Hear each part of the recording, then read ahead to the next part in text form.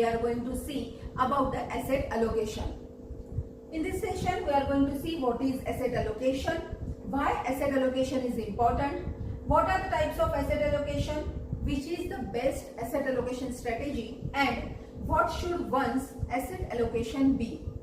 याचाच अर्थ काय तर asset allocation म्हणजे काय तर मराठी भाषेत आपण याला म्हणू शकतो की asset allocation म्हणजे एखाद्या इन्व्हेस्टरची म्हणजे गुंतवणूकदाराचं जोखीम आणि त्यावर त्याला मिळणारे रिटर्न्स म्हणजेच त्याला त्याचं किती उत्पन्नावर त्याचं व्याज मिळणार आहे याची समतोल बांधणी.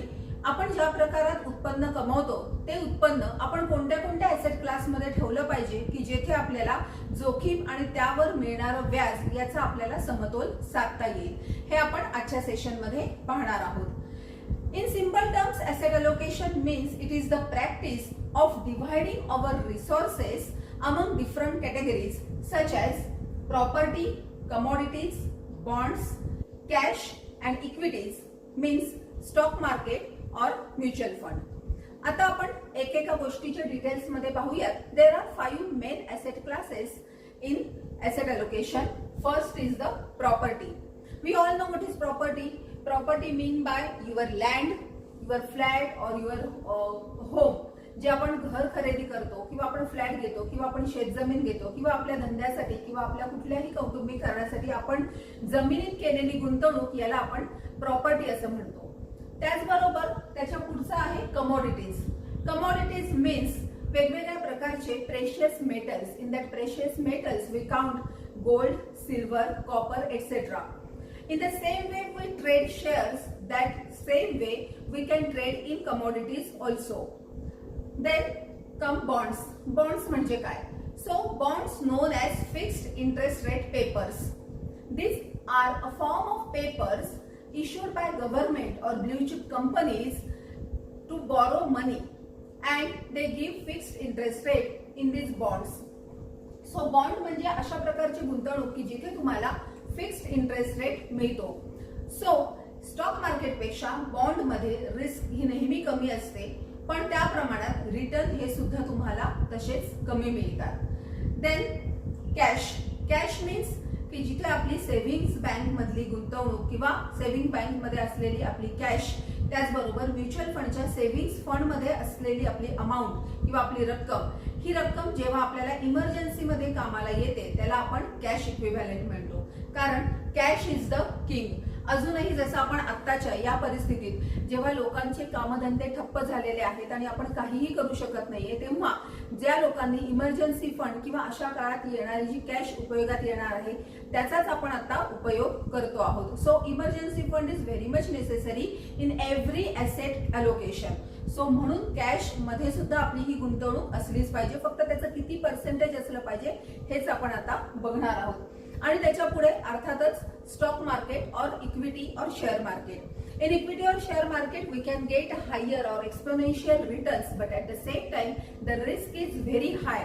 So, it is not everyone cup of tea. की प्रत्येक जणच शेअर मार्केटमध्ये किंवा इक्विटी मार्केटमध्ये गुंतवणूक करू इच्छितो असं नाहीये.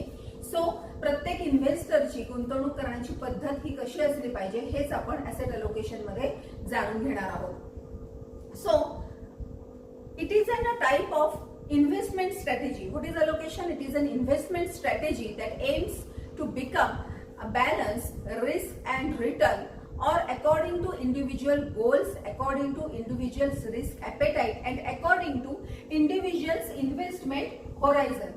So you should balance between the risk and reward or risk and return. मग हे कसं असलं पाहिजे तर रिस्क आणि रिटर्न मधला समतोल साधण्याचंच काम आपण ऍसेट अलोकेशन मध्ये करतो आहोत.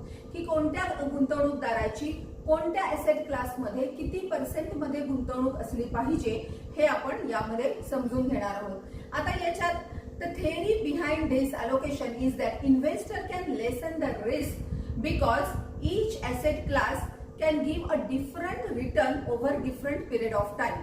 म्हणजे काय तर जसं आपण आता सध्याच्या परिस्थितीत बघतो आहोत की कोविड-19 मध्ये या परिस्थितीमध्ये शेअर मार्केटमध्ये बऱ्याच प्रकारचा आपण चढ उतार पाहतो आहोत आणि बऱ्याच प्रकारे लोकांचा लॉस झालेला आहे. परंतु अशा शेअर मार्केटमध्ये असताना सुद्धा आणि मार्केट पडलेलं असताना सुद्धा आपल्याला सोन्याने रिटर्न दिलेले आहेत. त्याचबरोबर आपल्याला शेअर मार्केट मधल्याच काही सेक्टरने मात्र खूप चांगले रिटर्न दिलेत. हे फक्त मागच्या 20 दिवसांमध्ये दिलेले आहेत. मग यामध्ये कोणते सेक्टर आहेत तर FMCG सेक्टर आहे, केमिकल सेक्टर आहे, फार्मा इंडस्ट्री आहे. फार्मा इंडस्ट्रीमध्ये ज्या इंडस्ट्रीने मागच्या बऱ्याच 2-4 वर्षात फार्मा इंडस्ट्रीने रिझल्ट दिलेले नव्हते किंवा चांगले रिटर्न इन्व्हेस्टरला मिळाले नाहीत, ते रिटर्न आता जास्त चांगल्या पद्धतीने मिळाले आहेत. So you should have a balance between this. मग हेच समजण्याचं काम आपण ऍसेट अलोकेशन मध्ये करतो.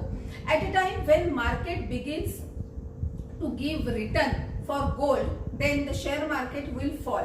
सो अशा वेळेस बरेच वेळेस होतं की गोल्ड मार्केट तुम्हाला रिटर्न चांगलं देतं, पण त्याच वेळेस शेअर मार्केट मात्र रिटर्न देत नाही, किंवा शेअर मार्केट मधलेच काही पर्टिक्युलर सेक्टर तुम्हाला चांगले रिटर्न देतात आणि त्याच वेळेस दुसरे सेक्टर तुम्हाला रिटर्न देत नाही. सो हे सगळं ऍसेट अलोकेशन मध्येच येतं. आता या ऍसेट अलोकेशन मध्ये जसं मी तुम्हाला सांगितलं की कोणाची कोणत्या प्रकारात गुंतवणूक असायला हवी, तर गोल्ड मध्ये किती गुंतवणूक असायला हवी, कॅश मध्ये किती असायला हवी, रिअल इस्टेट मध्ये किती असायला हवी, तर याच्यासाठी कोणताही असा एक सरळ किंवा नियम नाहीये की या या या प्रकारात, जसं आपण म्हणतो की एखादा आडाखा बांधलेला आहे आणि त्या प्रमाणात तुमचं तशाप्रमाणे तुम्हाला तशी strategy, you have to plan your own strategy according to individual goal. So असा कुठलाही नियम नाहीये ऍसेट अलोकेशन मध्ये की इतके पर्सेंट इथे असलं पाहिजे, इतके पर्सेंट असं इथे असलं पाहिजे, because asset allocation is depend on individual to individual. It is basis on individual level. So we can't define a single rule for asset allocation. So age based asset allocation कसं असतं, because there is a thumb rule. Old thumb rule काय होता आणि new, because now the age longevity is becoming more and more. म्हणजेच काय, लोकांची पूर्वीची जी आपण म्हणत होतो की 100 पर्यंत आपण आयुष्य जगलं तरी खूप झालं, परंतु आता तसं नाहीये. नवीन नवीन टेक्नॉलॉजी आणि त्याचबरोबर मेडिकल मधल्या ज्या नवीन नवीन संशोधन आहे त्याच्यामुळे माणसाचं आयुष्य हे वाढतं आहे. सो त्याचा नवीन रूल काय आहे आणि जुना रूल काय आहे आपण बघू. As per the old thumb rule, what one should do, की जर का एखाद्याचा एज 40 आहे, say the age of 40, then 100 minus 40 is equal to 60. Then त्याची 60% ही गुंतवणूक त्याच्या उत्पन्नामधली, जो त्याचा डिस्क्रिशनरी इन्कम आहे, in that discretionary income he should invest 60% in stock market or equity market or in mutual funds, equity oriented mutual funds, so that he can get higher returns. And 40% he should invest in fixed income asset, म्हणजेच जिथे त्याला कमी प्रमाणात return मिळतील, rate of return त्याचा कमी असेल, परंतु त्याची गुंतवणूक मात्र अश्युअर्ड असेल, तर असे 40% केले पाहिजे आणि 60% त्याचे जास्त केले पाहिजे. हे जर का एखाद्याचं वय 50 असेल तर 100 minus 50 then is equal to 50. मग या माणसाची गुंतवणूक 50% ही इक्विटी ओरिएंटेड फंड्स मध्ये आणि इक्विटी मार्केटमध्ये असली पाहिजे आणि 50% ही फिक्स्ड इन्कम ऍसेट मध्ये असलेली पाहिजे. अशा प्रकारे जसं तुमचं वय वाढत जातं त्याप्रमाणे तुमची जास्तीत जास्त इन्व्हेस्टमेंट हळूहळू ऍश्युअर्ड इन्कम ग्रुपकडे जायला लागते आणि कमीत कमी तुमची इन्व्हेस्टमेंट ही शेअर मार्केटकडे यायला लागते. कारण जसं जसं वय वाढत जातं त्या प्रमाणात माणसाची रिस्क ॲपेटाईट ही कमी होत जाते. So at that time your investment should more in your fixed income asset and should be less in your share market और स्टॉक मार्केट फंड्स. सो अशा प्रकारे आपला हा जुना रूल होता. आता नवीन रूल काय म्हणतोय, तर नवीन रूल प्रमाणे आपण 120 मायनस युअर करंट एज करतो. मायनस युअर करंट एज केल्यानंतर सपोज 120 मायनस 60 केलं, देन इट कम्स टू 60. तर 60% मधली सुद्धा तुमची 1/3 ही शेअर मार्केटमध्ये म्हणजे स्टॉक्स मध्ये असली पाहिजे, 1/3 ही बॉन्ड्स मध्ये असली पाहिजे आणि 1/3 ही तुमची फ्लोटिंग किंवा तुमची सेव्हिंग्स फंड आहेत ही याच्यात असली पाहिजे. अशा प्रकारे हा एक थंब रूल आहे की ज्याच्यात तुमचं ऍसेट अलोकेशन असलं पाहिजे. But I am saying the thumb rule, it is not for everyone, it is a thumb rule. ह्याच्याप्रमाणे आपण गुंतवणूक करू शकतो. But as I said, every investor has different financial goal, different time horizon, different investment horizon, त्यांचे different risk appetite सुद्धा असतात. सो according to different investors, we should plan the asset allocation at the same time. So this is our end of the asset allocation class.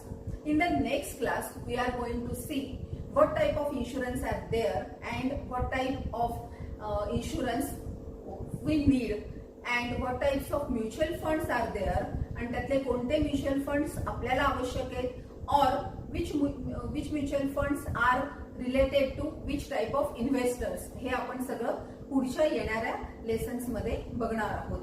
तोपर्यंत goodbye, stay safe, stay at home and please like, share, comment and subscribe my channel Invest Smart Vishakhapatnam. Till then, goodbye.